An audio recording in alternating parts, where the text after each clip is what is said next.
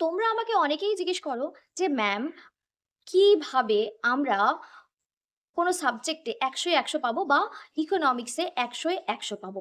আমি অবশ্যই ১০০ ১০০ থেকেও ৯০ আপ পাবো, এটার প্রশ্ন বেশি আসে। তো আমি অবশ্যই তার একটা ভিডিও তো এখন করছি।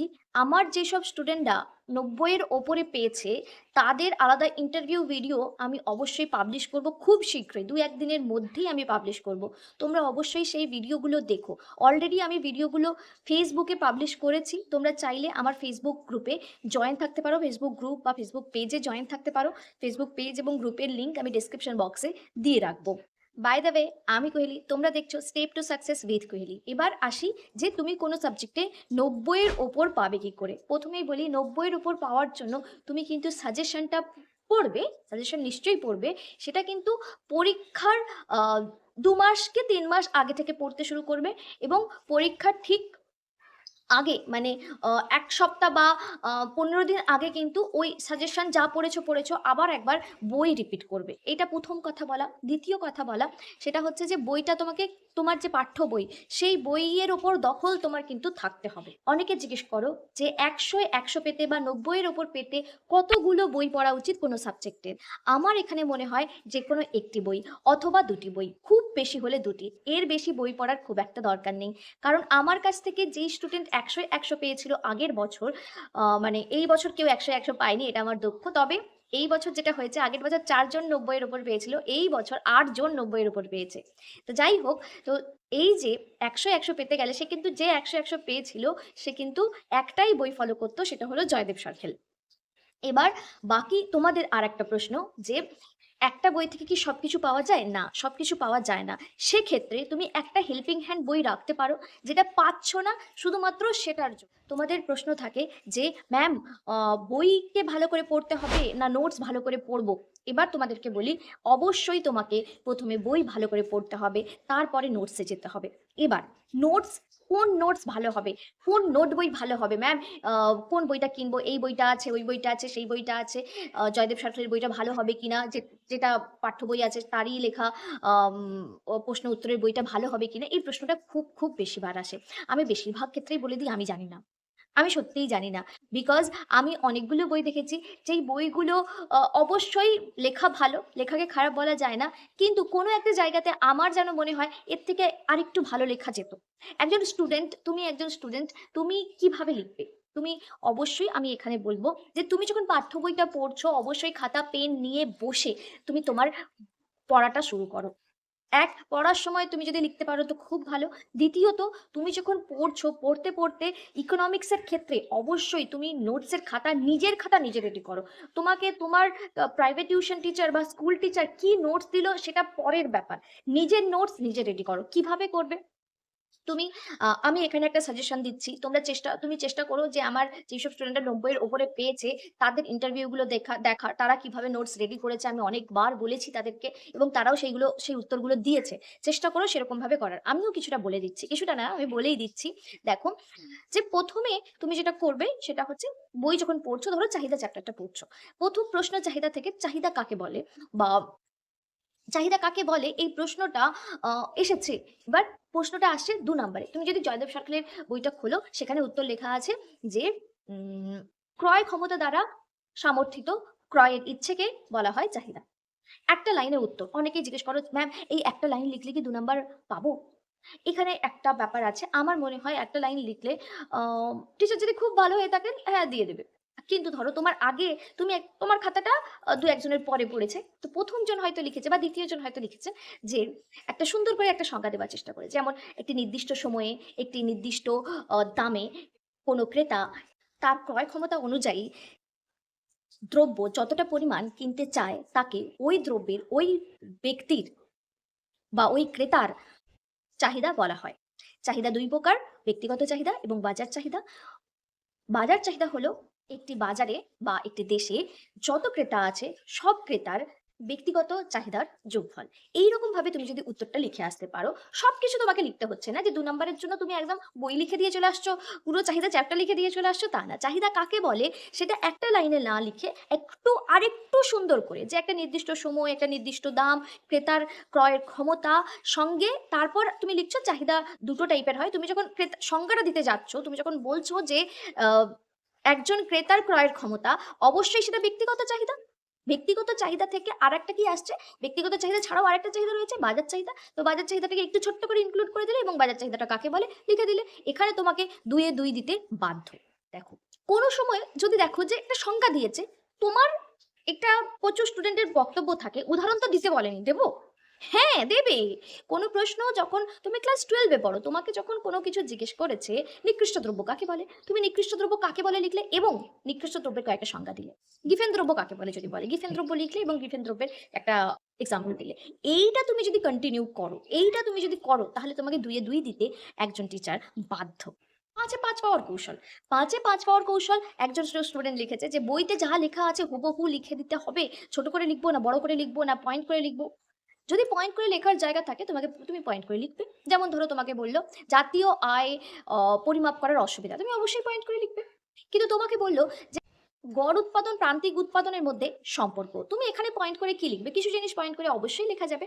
তো সম্পর্ক এখানে সম্পর্ক লিখতে গেলে মানে ৩টে পয়েন্ট অবশ্যই লিখতে হবে। এর সঙ্গে তুমি যেটা দেবে, তুমি অবশ্যই ছবিটা এঁকে দেবে। যেখানেই দেখবে ২ নম্বরের হোক ৫ নম্বরের হোক, ছোট্ট একটা ছবি দেওয়ার তোমার পসিবল রয়েছে, তোমার তুমি কোয়েশ্চেন থেকে বুঝতে পারছো এখানে একটা ছবি দেওয়া যেতে পারে, অবশ্যই ছবি দিয়ে দেবে। যেমন ধরো যদি বলে চাহিদা রেখার আকৃতি কিরূপ, চাহিদা রেখার আকৃতি কিরূপ তুমি লিখে দিয়ে আসলে নিম্নমুখী।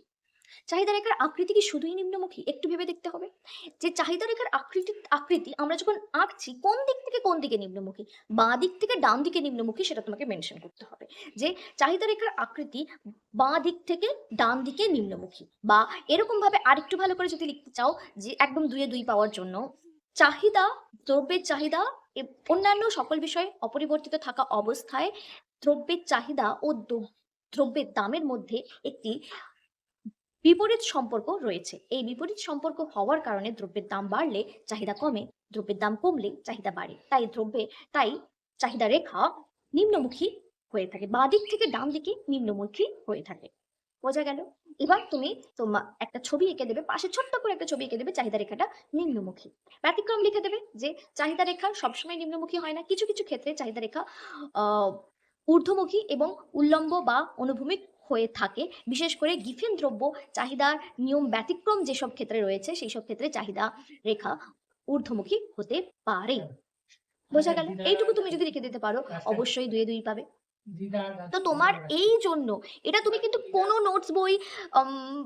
নোটস বইতে পাবে না বা কোনো জায়গাতেই পাবে না। এটা একেবারেই ডেপথে গিয়ে তোমাকে পড়তে হবে, বুঝতে হবে এবং তুমি কি লিখতে চাইছো তোমার একটা ক্লিয়ার কাট ধারণা থাকতে হবে এবং তুমি যার কাছে পড়ছো অবশ্যই তিনিও নিশ্চয়ই তোমাকে হেল্প করবেন এই ব্যাপারটাতে।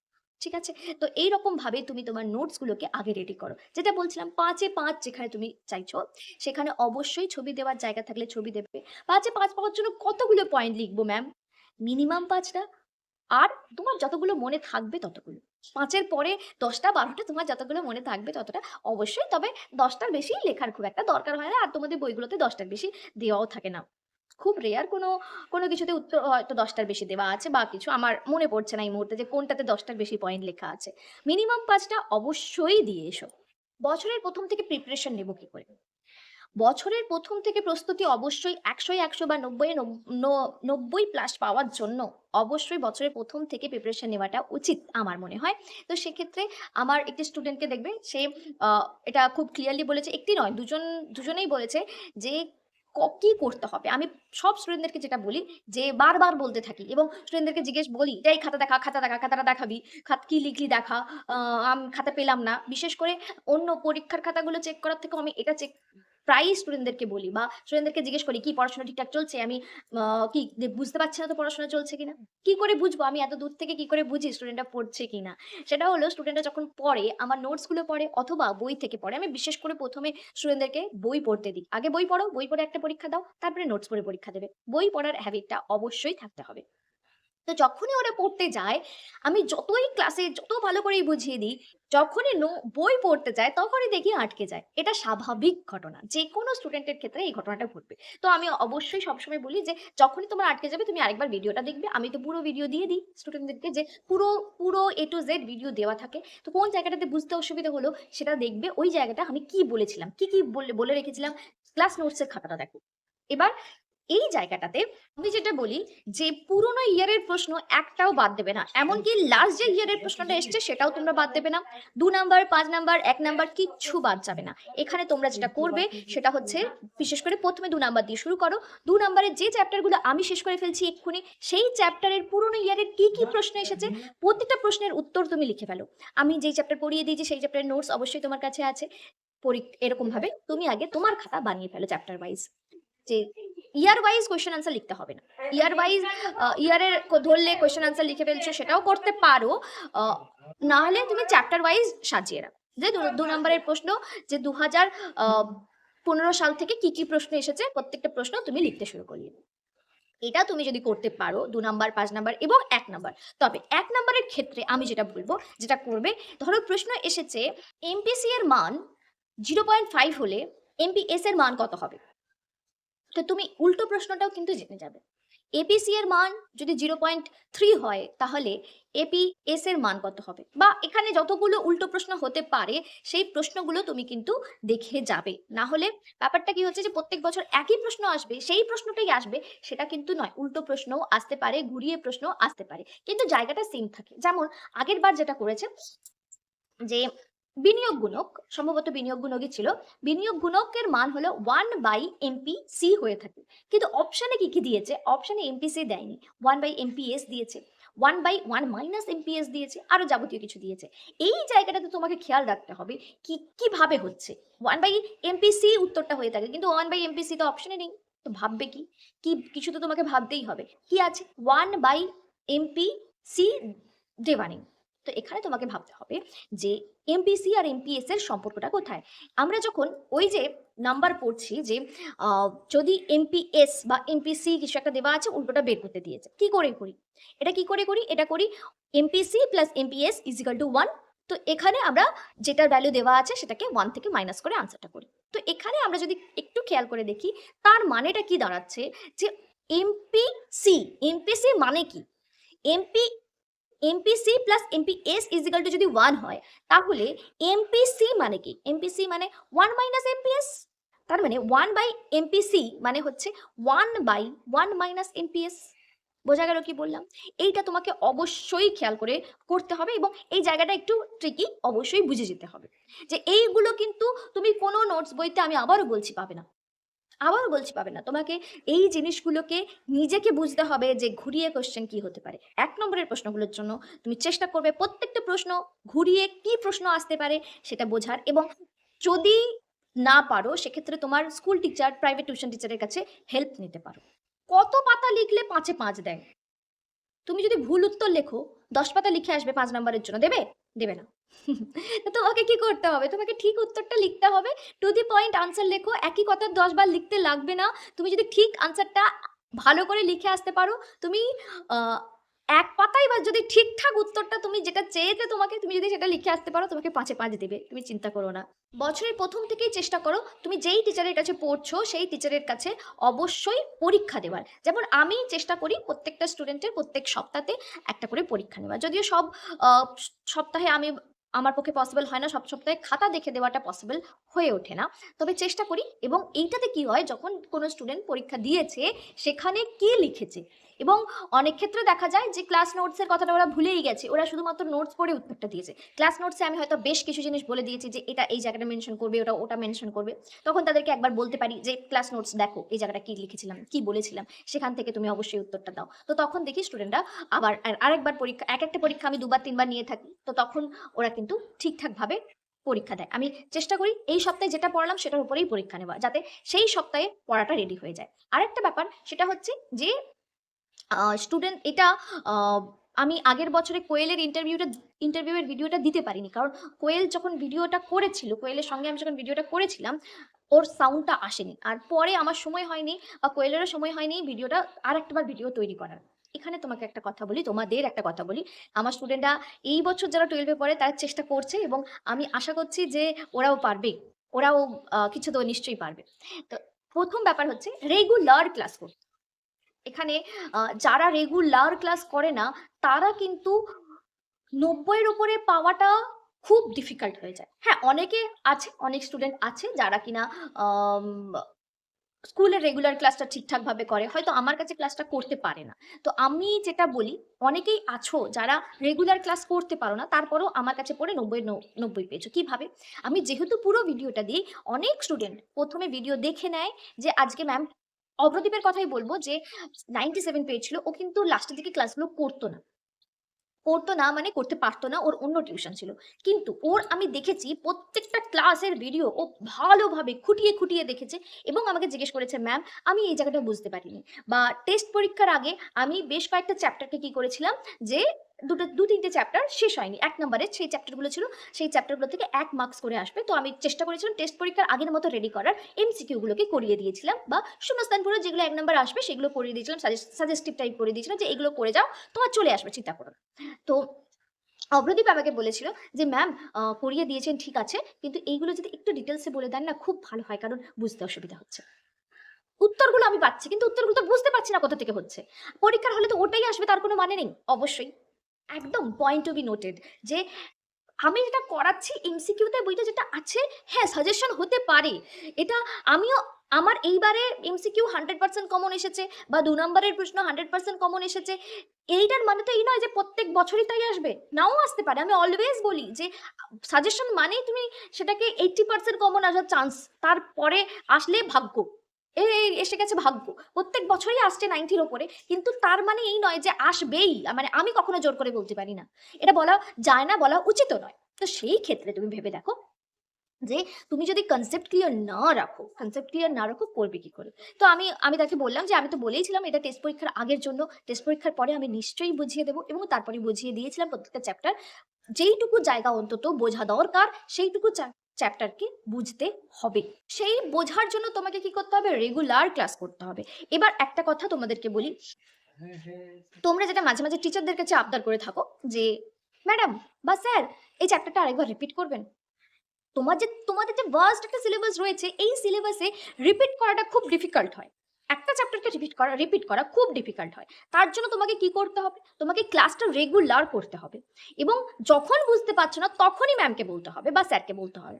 যদি ক্লাসে দেখো ক্লাসে বুঝে গেছি কিন্তু পরে গিয়ে দেখছি না আমি তো বুঝতে পারছি না, আমি তো বই পড়ে বুঝতে পারছি না। আমি যেটা বলি আমার ক্ষেত্রে আমি তো ভিডিও দিচ্ছি, ভিডিওটাকে আরেকবার দেখো। তারপরেও যদি না বুঝতে পারো বইতে মার্ক করো যে এই জায়গাটা এই লেখাটার সঙ্গে ম্যামের কথাটা আমি ঠিক বুঝলাম না। অথবা ম্যাম এই ক্যালকুলেশনটা কিভাবে করলেন আমি দেখতে পেলাম না। আমি ঠিক খেয়াল করতে পারলাম না।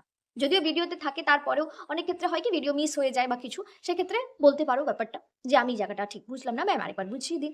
বা কোনো জায়গাটাতে আরেকবার এই জায়গাটা ঠিক কি হলো আরেকটু সহজ করে যদি বলেন। সেটা সেটা করো।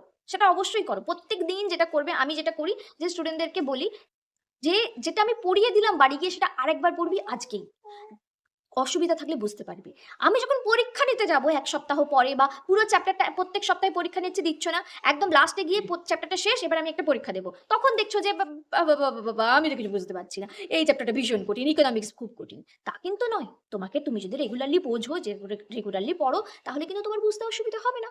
তো সেটা তুমি যদি করতে পারো অবশ্যই তুমি দেখো তুমি যদি এটা কন্টিনিউ করতে পারো নিশ্চয়ই 90 এর উপরে মার্কস পাবে। আরেকটা জিনিস যেই ট্রিক্সটা এটা আমার স্যার আমাকে বলেছিলেন আমার ইংলিশ স্যার আ অ সবসময় দাদা বলতেন যে, "যখনই পড়বি কঠিনটা দিয়ে শুরু করবি। কঠিনটাকে আগে শেষ করে নিবি। কঠিনটা বারবার যখন রিভিশন হবে দেখবি যে আল্টিমেটলি গিয়ে কঠিনটা তোর আর কঠিন লাগছে না।" তোমাদেরকেও তাই বলব যেই চ্যাপ্টার গুলো কঠিন সেই চ্যাপ্টার গুলোকে আগে তৈরি করো। তারপরে সহজ চ্যাপ্টার গুলোকে ধরো। মানে ১ নম্বরের যে চ্যাপ্টার গুলো আছে ওগুলোকে পরে ধরলেও হবে। যেটা করো তোমরা ১ নম্বরের চ্যাপ্টার গুলোকে আগে করে ফেলো। বড় চ্যাপ্টার গুলোকে পরে রাখো। কঠিনটা পরে করব। এটা আমাদের হয় না যে খেতে বসে আমরা কি খাই? আগে তেতো খাই না? তেতো তরকারি খেয়ে নিই, লাস্টে গিয়ে কি মিষ্টি। মুখটা মিষ্টি, মিষ্টি হয়ে থাকবে। তো এইটাই কিন্তু আমাদের হওয়া উচিত। যে ১ম এই তেতোটা খাবো এবং সেটাকে খুব ভালো করে হজম করে নেব। তারপরে লাস্টে তো ভালো জিনিস আছেই। তাই না? ভালো মানে ভালো জিনিসটা একটু পরে পেলে, পরে পাওয়াটাই ভালো বলে আমার মনে হয়। যেটা বলছিলাম যে এই ক্ষেত্রে তুমি ধরো কোনো চ্যাপ্টার তোমার ম্যাডাম বা স্যার পড়াবেন এই সপ্তাহে। অবশ্যই জিজ্ঞেস করে নেবে যে, "স্যার বা ম্যাম আজকে কি পড়াবেন? বা কালকে কি পড়াবেন? বা পরের সপ্তাহে কি পড়াবেন?" আ অবশ্যই তিনি বলে দেবেন যে, "এইটা পড়াবো।" এই বা এটা যেটা হয় যে, যেটা পড়াচ্ছে সেটাই হয়তো কন্টিনিউ হবে। হঠাৎ করে আমি মাঝে, মাঝে করি এটা যদিও, যে হঠাৎ করে মনে হলো যে এইটা একটু অসুবিধা হচ্ছে। যেমন ধরুন চ্যাপ্টার 13 ক্লাস 12 এর চ্যাপ্টার 13 পড়াতে গিয়ে আমি আগের চ্যাপ্টার গুলো যদি না পড়াই চ্যাপ্টার 13 আমি পড়াতে পারব না। বা পূর্ণ প্রতিযোগিতামূলক বাজার এটাকেও ১০ নম্বর চ্যাপ্টার। আমি যদি আগে রেভিনিউ না পড়াই, কস্ট না পড়াই, আগে যদি মুনাফা না পড়াই, আমি রেভিনিউ পড়াবো কি করে? তো রেভিনিউ পড়ানো এই পূর্ণ প্রতিযোগিতামূলক বাজার পড়াবো কি করে? আগেরগুলো পড়তে হবে। তো আগেরগুলো না শেষ করে আমি ওটাতে যেতে পারব না।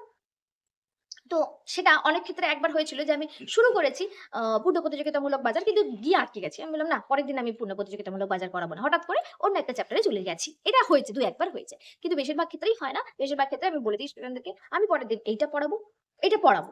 এটা নয় আমি স্টুডেন্টদেরকে প্রত্যেকবার বলতে থাকি, "এই পড়ে রাখবি, পড়ে রাখবি, পড়ে রাখবি।" তোমরা যেটা করবে সেটা অবশ্যই টিচারকে জিজ্ঞেস করে নেবে এবং সেটা খুব ভালো করে পড়বে। রিডিংটা অন্তত পড়বে। রিডিং এ কোন জায়গাতে অসুবিধা হচ্ছে মার্ক করে রাখবে। টিচার যখন পড়াচ্ছেন দেখে নেবে সেই জায়গাটা তোমার ক্লিয়ার হলো কিনা। যদি না ক্লিয়ার হয় তুমি আরেকবার বলবে যে, "ম্যাডাম এই জায়গাটা বা স্যার এই জায়গাটা বুঝতে পারলাম না, আরেকবার বুঝিয়ে দিন।" এই ট্রিকস গুলো তোমরা যদি মেনে চলো অবশ্যই, অবশ্যই তুমি ৯০ এর উপর পাবে। এটা আমি তোমাকে গ্যারান্টি দিতে পারি এবং পুরো, পুরো যে সবকটা সাবজেক্ট রয়েছে প্রত্যেকটা সাবজেক্টকেই তুমি যদি এইভাবে রেডি করো, কোন সাবজেক্টেই তুমি ৯০ এর নিচে পাবে না এবং এই কন্টিনিউয়াস এটা অবশ্যই কন্টিনিউয়াস চলতে হবে। প্রত্যেকটা সপ্তাহের জন্য রুটিন রেডি করতে হবে। প্রত্যেকটা সপ্তাহে রুটিন রেডি করে পড়াশোনা করতে হবে যে আমি আজকে এতটা পড়ব। এই সপ্তাহে আমি এতটা শেষ করবই করব।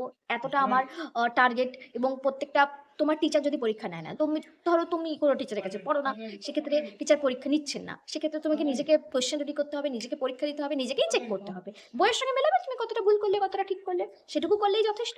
এরকমভাবে তুমি যদি দিতে পারো, কেউ তোমাকে ৯০ থেকে আটকাতে পারবে না। এই ছিল ছোট্ট একটা ভিডিও ইকোনমিক্সে কিভাবে ৯০ পাবো এই প্রশ্নটার উত্তর এবং আ অনেকেই জিজ্ঞেস করেছো। তাই জন্য আমি উত্তরটা দিলাম। এই ভিডিও তোমাদের কেমন লাগলো অবশ্যই জানিও। আর আমাকে এরকম রিকোয়েস্ট করার জন্য তোমাদেরকে অনেক, অনেক, অনেক থ্যাংক ইউ।